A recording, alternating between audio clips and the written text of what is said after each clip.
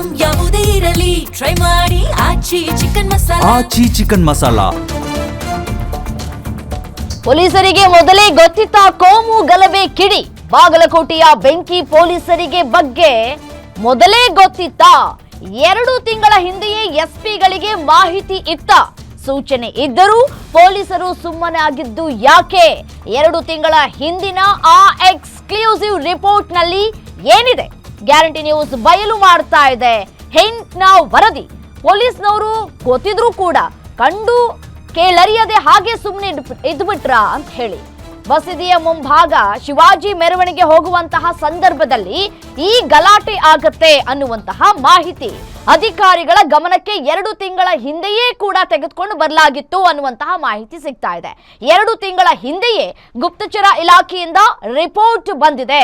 ಸರ್ಕಾರಕ್ಕೆ ವರದಿಯನ್ನ ನೀಡಿದಂತಹ ಗುಪ್ತಚರ ಇಲಾಖೆ ರಾಜ್ಯದಲ್ಲಿ ಹಿಂದೂ ಮುಸ್ಲಿಂ ಗಲಾಟೆ ಹೆಚ್ಚಾಗುತ್ತೆ ಅನ್ನುವಂತಹ ವಿಚಾರವನ್ನ ಗುಪ್ತಚರ ಇಲಾಖೆ 2 ತಿಂಗಳ ಹಿಂದೆಯೇ ಮಾಹಿತಿಯನ್ನ ರವಾನೆ ಮಾಡಿತ್ತು.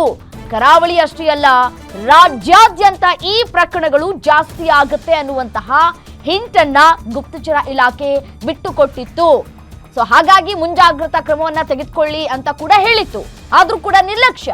ಹಿಂದೂ ಮುಸ್ಲಿಂ ಗಲಾಟೆ ಸಂಭವ ಬಗ್ಗೆ ವರದಿ ಕೊಟ್ಟಿದ್ದಂತಹ ಗುಪ್ತಚರ ಇಲಾಖೆ ವರದಿ ಬಳಿಕ ಗೃಹ ಇಲಾಖೆಯಿಂದ ಎಲ್ಲಾ ಎಸ್ಪಿಗಳಿಗೆ ಸೂಚನೆಯನ್ನ ಕೂಡ ನೀಡಲಾಗಿತ್ತು.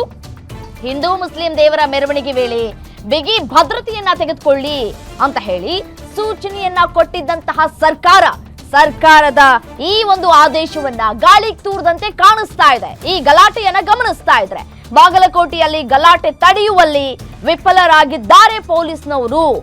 ಈ ಕಲ್ಲುಗಳು ಎಲ್ಲಿಂದ ಬಂತು? ಮೊದಲೇ ಎಲ್ಲವೂ ಕೂಡ ಪ್ರೀ ಪ್ಲಾನ್ ಅನ್ನೋದು ಗೊತ್ತಾಗ್ತಾ ಇದೆ. ಶೂ ರ್ಯಾಕ್ ನಲ್ಲಿ ಕಲ್ಲು ಯಾಕೆ ಇಡ್ತಾರೆ? ಯಾರಾದ್ರೂ ಪ್ರಶ್ನೆ ಬರುತ್ತಲ್ವಾ? ಶೂ ರ್ಯಾಕ್ ನಲ್ಲಿ ಶೂ ಇಡ್ತಾರೆ, ಚಪ್ಪಲಿ ಇಡ್ತಾರೆ, ಗಮನಿಸಿದ್ದೇವೆ. ಬಟ್ ಆದ್ರೆ ಕಲ್ಲುಗಳನ್ನ ಹೇಗಿಟ್ರು ಶೂ ರ್ಯಾಕ್ ನಲ್ಲಿ? ಅಲ್ಲಿಂದ ಕಲ್ಲು ತೂರಾಟ ಆಗಿದೆ ಅಂತ ಹೇಳಿ SP ಸಿದ್ಧಾರ್ಥ್ ಅವರೇ ಈಗ ಮಾಹಿತಿಯನ್ನ ಹಂಚಿಕೊಂಡಿದ್ದಾರೆ. ಮತ್ತೆ ಗುಪ್ತಚರ ಇಲಾಖೆ ಕೂಡ ಈ ಕಳೆದ 2 ತಿಂಗಳ ಹಿಂದೆಯೇ ಕೂಡ ಮಾಹಿತಿಯನ್ನ ಹಂಚಿಕೊಂಡಿದೆ. ಎಲ್ಲೆಲ್ಲಿ ಮೆರವಣಿಗೆಗಳು ಆಗುತ್ತೋ ಅಲ್ಲಿ ಬಿಗಿ ಭದ್ರತೆಯನ್ನ ಕೈಗೊಳ್ಳಬೇಕು ಅಂತ ಹೇಳಿ ಗುಪ್ತಚರ ಇಲಾಖೆ ಸರ್ಕಾರಕ್ಕೆ ಮಾಹಿತಿಯನ್ನ ಹಂಚಿಕೊಂಡಿತ್ತು. ಸರ್ಕಾರ ಕೂಡ ಎಲ್ಲಾ ಎಸ್ಪಿಗಳಿಗೆ ಸೂಚನೆಯನ್ನ ಕೊಟ್ಟಿತ್ತು.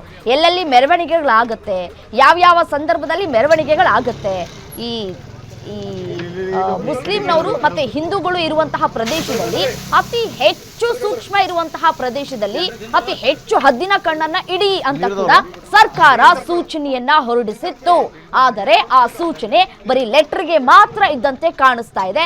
ಯಾವುದೇ ರೀತಿಯಾದಂತಹ ಮುಂಜಾಗ್ರತಾ ಕ್ರಮವನ್ನ ಸರ್ಕಾರ ತೆಗೆದುಕೊಳ್ಳಿ ಅಂತ ಹೇಳಿದ್ರು ಅದನ್ನ ಗಾಳಿಗೆ ತೂರಿದ್ದಾರೆ ಅಧಿಕಾರಿಗಳು ಅನ್ನೋದು ಇಲ್ಲಿ ಸ್ಪಷ್ಟವಾಗಿ ಕಾಣಸಿಗ್ತಾ ಇದೆ. ಇಲ್ಲದೆ ಹೋದ್ರೆ ಅಷ್ಟೊಂದು ಮುಸ್ಲಿಂನ ಜನರು ಹೇಗೆ ಅಲ್ಲಿ ಒಂದು ದರ್ಗಾದಲ್ಲಿ ಇರೋದಕ್ಕೆ ಸಾಧ್ಯ ಆಯ್ತು? ಒಮ್ಮೆಲೆ ಗುಂಪುಗೊಳ್ಳೋದಕ್ಕೆ ಹೇಗೆ ಸಾಧ್ಯ ಆಯ್ತು?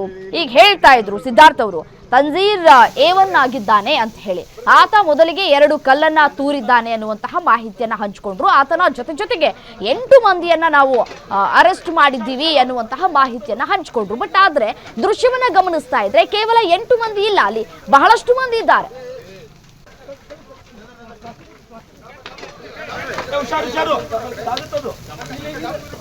ಇದೇ ವಿಚಾರಕ್ಕೆ ಸಂಬಂಧಪಟ್ಟಂತೆ ಮತ್ತಷ್ಟು ಡೀಟೇಲ್ಸ್ ಕೊಡ್ತಾ ಹೋಗ್ತಾರೆ ನಮ್ಮ ಪ್ರತಿನಿಧಿ ಮಾರುತಿ ದೂರವಾಣಿ ಸಂಪರ್ಕದಲ್ಲಿದ್ದಾರೆ. ಮಾರುತಿ, ಗುಪ್ತಚರ ಇಲಾಖೆಯಿಂದ ಸರ್ಕಾರಕ್ಕೆ ಮಾಹಿತಿ ರವಾನೆ ಆಗಿದೆ.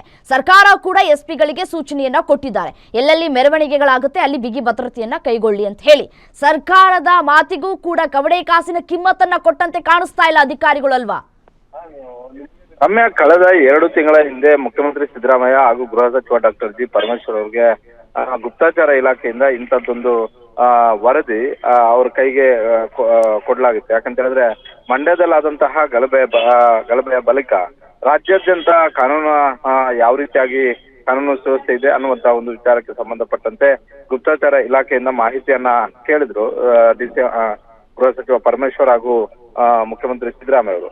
ಅದಾದ ಬಳಿಕ ಇಡೀ ರಾಜ್ಯಾದ್ಯಂತ ಮಾಹಿತಿಯನ್ನ ಸಂಗ್ರಹ ಮಾಡಿದಂತಹ ಗುಪ್ತಚರ ಇಲಾಖೆ 2 ತಿಂಗಳ ಹಿಂದೆ ರಿಪೋರ್ಟ್ ಕೊಟ್ಟಿತ್ತು. ಇನ್ನ 2028ರ ವಿಧಾನಸಭಾ ಚುನಾವಣೆವರೆಗೂ ಕೂಡ ಆಯಾ ಜಿಲ್ಲೆಗಳಲ್ಲಿ ಹಿಂದೂ ಮುಸ್ಲಿಂ ಗಲಾಟೆಗಳು ಹೆಚ್ಚು ಆಗ್ಬಹುದು. ಹೀಗಾಗಿ ಅದಕ್ಕೆ ಸಂಬಂಧಪಟ್ಟಂತೆ ಯಾವ ರೀತಿಯಾಗಿ ಕ್ರಮಗಳನ್ನ ಕೈಗೊಳ್ಳಬೇಕೋ ಆ ಕ್ರಮಗಳ ತೆಗೆದುಕೊಳ್ಳೋದಕ್ಕೆ ಗೃಹ ಇಲಾಖೆ ರೆಡಿಯಾಗಿದೆ ಅನ್ನುವಂಥದ್ದನ್ನು ಕೂಡ ಹೇಳಿದ್ರು ಆ ವರದಿಯಲ್ಲಿ. ಆ ವರದಿ ಬಂದ ಬಳಿಕವೇ ಮುಖ್ಯಮಂತ್ರಿ ಸಿದ್ದರಾಮಯ್ಯ ಅವರು ಹಾಗೂ ಗೃಹ ಸಚಿವ ಡಾಕ್ಟರ್ ಜಿ ಪರಮೇಶ್ವರ್ ಅವರು ಇಡೀ ರಾಜ್ಯಾದ್ಯಂತ ಎಸ್ಪಿಗಳ ಸಭೆಯನ್ನ ವಿಧಾನಸೌಧ 3ನೇ ಮಹಡಿಯಲ್ಲೇ ಮಾಡಿ ಖಡಕ್ ಆದಂತಹ ಒಂದು ಸೂಚನೆಯನ್ನ ರವಾನೆ ಮಾಡಿದ್ರು. ಇದು ಕೇವಲ ಕರಾವಳಿ ಭಾಗಕ್ಕಷ್ಟೇ ಸೀಮಿತ ಆದಂತೆ ಕಾಣಿಸ್ತಾ ಇಲ್ಲ. ಈ ಕೋಮು ದಳ್ಳೂರಿ ಇರುವಂತಹ ಒಂದು ಪ್ರಕರಣಗಳು ಇನ್ನು ಮುಂದೆ ಹೆಚ್ಚು ಆಗಬಹುದು. ಇದಕ್ಕೆ ಯಾವುದೇ ಕಾರಣಕ್ಕೂ ಕೂಡ ಅವಕಾಶಗಳು ಕೊಡಬಾರದು ಅನ್ನುವಂಥದ್ದನ್ನ ಸೂಚನೆಗಳನ್ನ ಕೊಟ್ಟಿದ್ರು. ಅದಾದ ಬಳಿಕವೂ ಕೂಡ ಬಾಗಲಕೋಟೆಯಲ್ಲಿ ನಡೆದಿರುವಂತಹ ಒಂದು ಘಟನೆ ನೋಡಿದ್ರೆ ಬಹುತೇಕ ಇಲ್ಲಿ ಎರಡು ಕೋಮುಗಳ ನಡುವೆ ಸೃಷ್ಟಿಯಾಗಿರುವಂತಹ ಈ ಒಂದು ಗಲಭೆ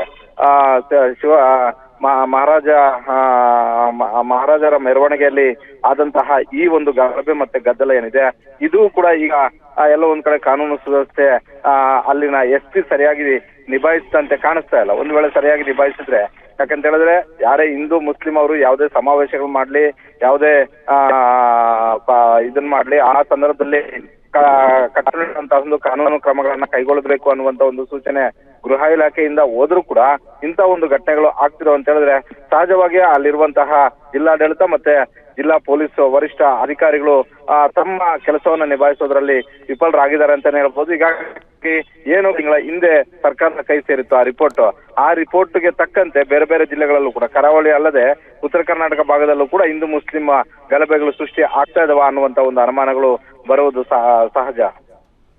ಓಕೆ, ಹಾಗೆ ಸಂಪರ್ಕದಲ್ಲಿರಿ, ಮತ್ತಷ್ಟು ಅಪ್ಡೇಟ್ಸ್ ಬರ್ತಾ ಇದೆ, ನೋಡ್ತಾ ಹೋಗೋಣ. ನಿಮ್ಮೂರಿನಿಂದ ವಿಶ್ವ ಮಟ್ಟದವರೆಗೆ ರಾಜಕೀಯ, ಸಿನಿಮಾ, ಸ್ಪೋರ್ಟ್ಸ್ ಯಾವ ಸುದ್ದಿಯೂ ಮಿಸ್ ಆಗಲ್ಲ. ಬರೀ ಸುದ್ದಿಯಷ್ಟೇ ಅಲ್ಲ, ಜೊತೆಯಲ್ಲೇ ಇರುತ್ತೆ ವಿಶ್ಲೇಷಣೆ. ಗ್ಯಾರಂಟಿ ನ್ಯೂಸ್ ನ ಸಬ್ಸ್ಕ್ರೈಬ್ ಮಾಡಿ, ಫಾಲೋ ಮಾಡಿ, ಕ್ಷಣ ಕ್ಷಣದ ಅಪ್ಡೇಟ್ಸ್ ಪಡೆಯಿರಿ.